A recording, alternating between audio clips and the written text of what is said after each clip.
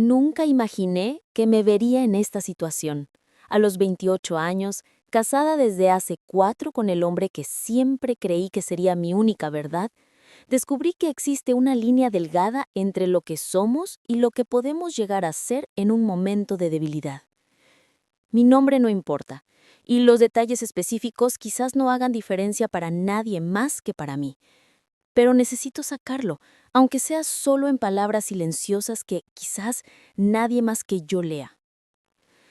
Todo comenzó cuando mi esposo llegó a casa con esa sonrisa amplia que también conocía, la misma sonrisa de niño que me hizo enamorarme de él años atrás. Estaba emocionado de una manera que no había visto en meses. Su tío favorito, ese del que siempre hablaba con tanto cariño, se mudaba a la ciudad después de años viviendo en el extranjero. Mi esposo apenas podía contener la alegría cuando me preguntó si el tío podría quedarse con nosotros por unos días, solo hasta que encontrara su propio apartamento. ¿Cómo podría decir que no? Vi la luz en sus ojos, esa alegría genuina que escaseaba últimamente debido al trabajo estresante y la rutina que nos consumía. Acepté sin pensarlo 2 veces, imaginando a un señor canoso y simpático, alguien que contaría historias antiguas y nos haría reír durante la cena. ¡Qué ingenua fui! Cuando la puerta se abrió esa tarde de jueves y vi a Ricardo por primera vez, sentí que algo cambió en el aire. Tenía 50 años, sí, pero los llevaba como pocos hombres pueden. Cabello oscuro con canas en las sienes, ojos penetrantes de un gris verdoso, hombros anchos y una presencia que llenaba la habitación. Vestía una camisa sencilla que marcaba un cuerpo claramente bien cuidado. Cuando sonrió y extendió su mano para saludarme, sentí un nudo en el estómago que no debería haber estado allí. Los primeros días fueron una tortura silenciosa. Me sorprendía observándolo más de lo debido mientras conversaba con mi esposo en la sala, mientras preparaba café por la mañana, mientras leía en el sofá al final de la tarde. Había algo en su forma de moverse, una confianza tranquila que mi esposo, por mucho que lo amara, nunca tuvo. Ricardo había vivido, había visto el mundo, tenía historias que hacían brillar mis ojos de curiosidad. Y lo peor, era amable, atento, divertido en la medida justa. Empecé a arreglarme más por la mañana. Elegía la ropa con más cuidado, me ponía perfume incluso para quedarme en casa. Me decía a mí misma que era coincidencia, que era solo porque me sentía bien, pero en el fondo sabía la verdad. Me estaba arreglando para él, buscando sus miradas, deseando su atención. La culpa comenzó a roerme por dentro, pero era una culpa débil, fácilmente ahogada por la adrenalina que sentía cada vez que nuestras miradas se cruzaban por un segundo más de lo debido. Mi esposo no notaba nada. Estaba tan feliz con la compañía de su tío, tan inmerso en sus conversaciones sobre negocios y planes futuros, que no veía lo que estaba sucediendo justo debajo de sus narices. O quizás no había nada que ver todavía, solo pensamientos prohibidos en la mente de una mujer confundida. Las noches eran lo peor. Acostada junto a mi esposo, me quedaba despierta pensando en Ricardo al otro lado de la pared, en la habitación de invitados. Imaginaba cosas que me hacían sonrojar en la oscuridad, escenarios que me avergonzaban y excitaban al mismo tiempo. Mi esposo dormía profundamente, ajeno a la tormenta que se desataba dentro de mí. Fue el martes de la segunda semana cuando todo cambió. Me desperté a las 3 de la mañana con sed, la garganta seca y la cabeza pesada. Me levanté con cuidado para no despertar a mi esposo y bajé las escaleras descalza, usando solo un camisón de algodón ligero. La casa estaba silenciosa y oscura. Solo la luz de la luna entraba por las grandes ventanas que daban el jardín y la piscina. Tomé un vaso de agua en la cocina y fui a la terraza trasera para tomar un poco de aire fresco. Fue entonces cuando lo vi. Ricardo estaba en la piscina, nadando con brazadas largas y silenciosas. No llevaba camisa, obviamente, y aún en la penumbra de la noche podía ver la definición de sus músculos, la fuerza contenida en cada movimiento. Me quedé paralizada. sabiendo que debía volver adentro, volver a mi habitación, a mi vida segura y correcta. Pero no volví. Me vio cuando salió del agua, gotas escurriendo por su cuerpo, el bañador pegado a la piel. Nuestras miradas se encontraron y en ese momento ambos lo supimos. Ya no eran miradas inocentes, ya no era solo atracción unilateral, era algo mutuo, peligroso e inevitable. Ricardo tomó una toalla y comenzó a secarse caminando lentamente a la terraza donde yo estaba. Mi corazón latía tan fuerte que estaba segura de que él podía oírlo. Cada paso suyo era una oportunidad para huir, para tomar la decisión correcta. Pero mis pies estaban pegados al suelo de madera.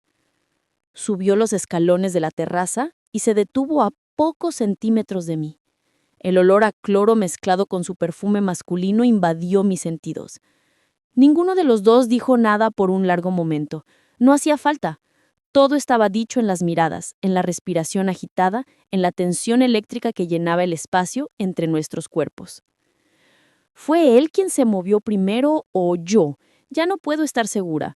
Solo sé que de repente sus labios estaban sobre los míos, sus manos en mi cintura, mi cuerpo presionado contra el suyo. Era incorrecto, tan profundamente incorrecto, pero en ese momento nada más importaba. Años de rutina, de pasión tibia, de sentirme invisible, todo explotó en ese beso que parecía succionar toda la razón que me quedaba. Nos movimos al fondo de la terraza, a la zona cubierta donde las sombras eran más densas. Mis manos exploraban su cuerpo con una urgencia desesperada, como si necesitara memorizar cada detalle antes de que la razón regresara. Me besaba con una intensidad que había olvidado que existía. Sus manos firmes pronto quitaron mi camisón. Todo sucedió rápido y lento al mismo tiempo. Había una ventana allí, a solo unos metros de distancia, al otro lado de la cual mi esposo dormía tranquilamente, confiando en mí, soñando quizás con nuestro futuro juntos. Esa conciencia flotaba en el fondo de mi mente como un fantasma, pero la aparté, permitiéndome hundirme en esa locura momentánea. Cuando terminó, la realidad cayó sobre mí como un balde de agua fría. ¿Qué había hecho? Ricardo todavía me sostenía, su aliento cálido en mi cuello, pero todo lo que sentía ahora era asco de mí misma. Me aparté bruscamente, ajustándome el camisón con manos temblorosas. Lo miré y vi mi propio conflicto reflejado en sus ojos.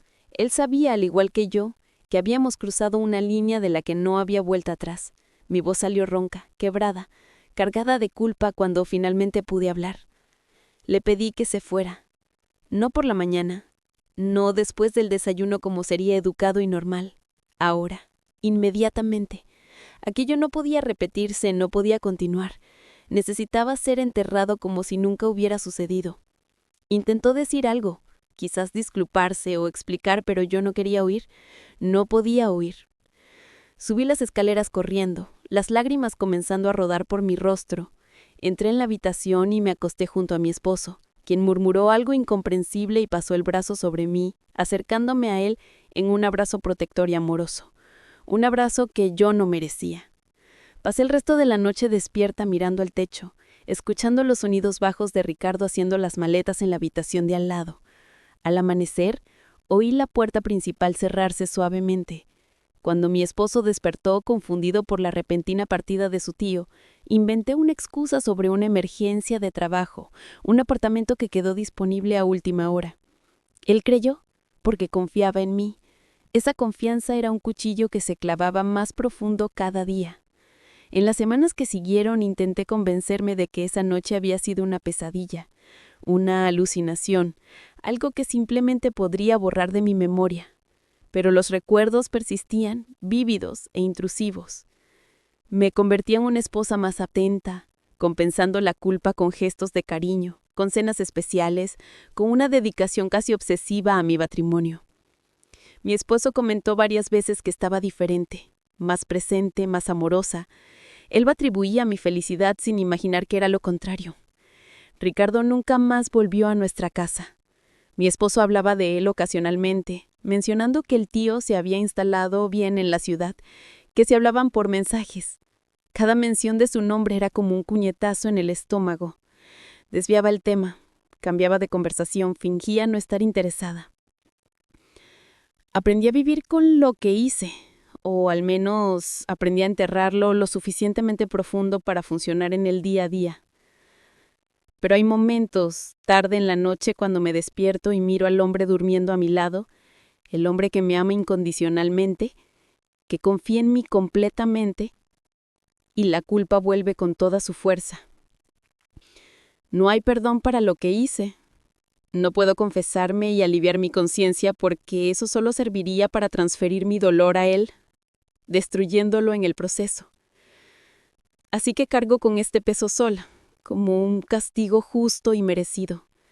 Cada día es un recordatorio de que soy capaz de traicionar no solo a mi esposo, sino a mí misma, mis valores, todo aquello que yo pensaba que era. Esa noche en la terraza cambió algo fundamental dentro de mí. No me convertí en una persona mejor o peor, solo más consciente de mi propia falibilidad, de la fragilidad de las certezas que tenía sobre mí misma. Aprendí que todos somos capaces de tomar decisiones terribles cuando nos encontramos en las circunstancias adecuadas, o equivocadas dependiendo de cómo se vea.